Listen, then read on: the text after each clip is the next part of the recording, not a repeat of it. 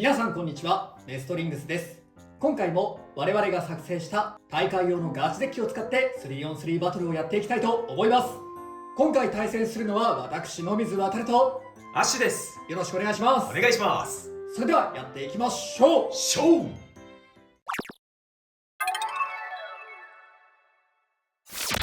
はい、こちらが今回アッシュが使っていくガチ 3on3 デッキになります。ファーストウェイはウィザードロッド 980B になります。こちらのコンセプトは前回のガチ 3on3 デッキと変えた部分があって、それが980と B を採用している部分になります。前の戦いの時は相手が B のウィザードロッドだったので負けてしまったんですよね。で、そこの反省点としてやっぱり相手もウィザードロッドを入れてくるっていうことを考えると、自分も同じウィザードロッドと出してしまってミラー戦になった時でも勝てるようにっていうのを考えた時に、やはり B を採用した方が勝てると思ったので B を採用しました。また B を採用したことによって若干のバーストリスクを抱えてしまっているので、そこのバーストリスクを低くするためにも9、そして960を次のベイで採用しているので980を履かせています。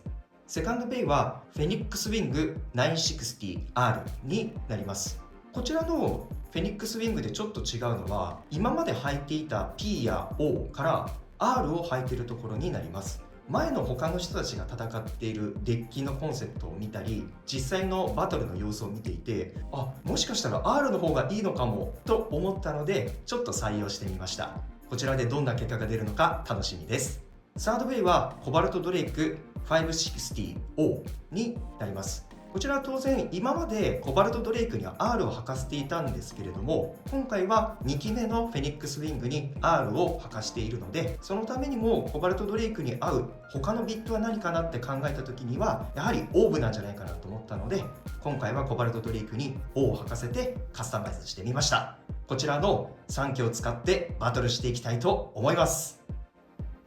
はい、ということでこちらが今回私野水航が使用する 3on3 デッキになっております。ファーストウェイはティラノビート 560F です。新しく登場したティラノビートを今回試験的に運用してみています。以前の動画でお話ししましたが、やはりティラノビートは自分から当たりに行かないと結構大きいアタックを成功させることが難しいなと思っていたので、重量があるのでその重量を生かして積極的に攻撃していけるように F にしています。ウィザードロッドには初撃の一発でオーバーとかエクストリームを狙っていき、対アタックの場合はちょっとねラッシュ気味に打ったりして持久勝ちも狙っていきたいなと思っております。セカンドベイとサードベイについては以前と同じカスタマイズになっておりますので、詳しい解説は以前の動画をご覧ください。今回は私はこの3機でバトルしていきます。それでは対戦に行きましょう。まずシュートポジションを決めるじゃんけんをします。最初はグー、じゃんけんぽい。ライトサイド、お互いのファーストベイ、せーの、じゃん。ウィザードロッド 980B、 ティラノビート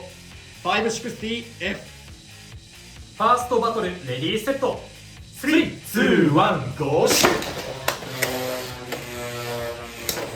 ィラノ、惜しい。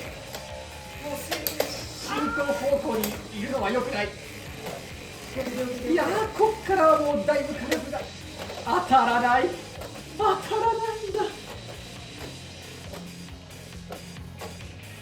静かだな。いやー、当たってはいるんだが、スピンフィニッシュ、ウィザードロッドに1ポイント。よし。いやー、いい攻撃こそしたもののって感じだったな。お互いのセカンドベイ、せーの、じゃん。フェニックスウィング 960R、 フェニックスウィング 360P。 セカンドバトルレディーセット、3、2、1、ゴーシュ。いけ、当たってけ。位置はいいんだが、いやー、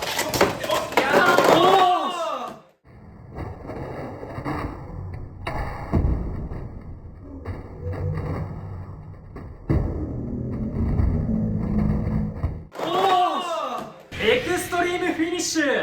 アッシュのフェニックスウィングに3ポイント。ということで、この 3on3 バトルはアッシュの勝利。やったぜ俺今自分がエクストリームで勝ったと思った。マジか。勝敗は決まりましたが、サードバトルもやっていきたいと思います。お互いのサードベイ、せーの。じゃん。コバルトドレイク 560O。 ウィザードロット 960B。 サードバトルレディーセット。3、2、1、ゴー。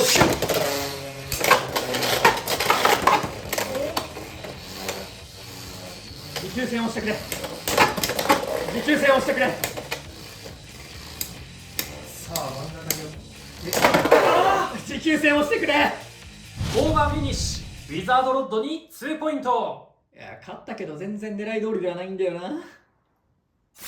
はい、ということで 3on3 バトルやってきましたが、いかがだったでしょうか。いやー、2戦目のエクストリーム痛かったね。あれがなかったらまだいろいろ分からなかったかもしれないけれど、そう俺途中からどっちが自分のフェニックスか分からなくなって一瞬俺エクストリーム取ったんじゃねえかと思っちゃった。やっぱりラッシュの方がいい気がする。おう。というのも実は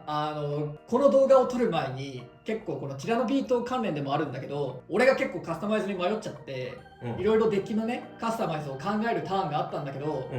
その時にねやってみた結果やっぱり R のが勝ってる感じがするから、やっぱり相手を飛ばすって意味でも個人的には R の方が使い心地で良かったね。 P の方がなんだろうね、なんか違うんだよなって使ってても R を使った後だとっていうのがまあ今回1個気になったところではあるんだけど、そしてねこのティラノビートについて今回ねデッキに瞑想を重ねた末ちょっと一応使ってみるかと思ってデッキには入れてみたし、いろいろカスタマイズ考えてみたんだけど、結局やっぱり初撃というか序盤で当たりに行かないといけないから今回は F にしていますね。結局その最初の方の動画で使ったカスタマイズと同じにはなったんだけど、そうね、やっぱ使ってて思ったのは初撃は飛ばす、それ以降がねすごい消化試合感がやばい。これもねこのティラノビートをこの動画の前にずっと使ってたのよ。30分ぐらい俺いろんなカスタマイズ変えてみんなと、そもそもフェニックスウィングが俺全然勝てなくなっちゃって P にしたら、だったらティラノビート使ってみたらどうだってことで今回ティラノビート使ってみて、その30分間ずっといろいろカスタマイズ考えてたんだけど、やっぱりね全部感じたのは最初の一発目をしっかり当てないとそれ以降はもう消化試合感が否めない。で相手が結構こう引っかかる形状の、例えばフェニックスウィングとかドランバスターみたいなそういうのが相手の時は終盤でも相手が引っかかって、結果的にカウンターみたいな形で飛ばすってことはあるんだけど、こいつと例えばウィザードロットとかそういう丸い系の形状のベイと戦うとなかなか飛ばせない。だからやっぱね最初に決めるっていうのを割とマジで意識しないと、アタックでウィザードロットとかに勝つのはかなり難しいかも。やっぱねティラノビートはかなり難しいかなと思ったね。今日じゃね昨日が発売日だからそんな簡単に一朝一夕でいいカスタマイズが見つかるとは思ってないんだけど、そうだね、いろいろ考えた末でもちょっと難しいかなっていう感じが今んところ否めないね。なんかうまくはまるようなカスタマイズが見つかればいろいろ変わるのかもしれないけど、現時点では結構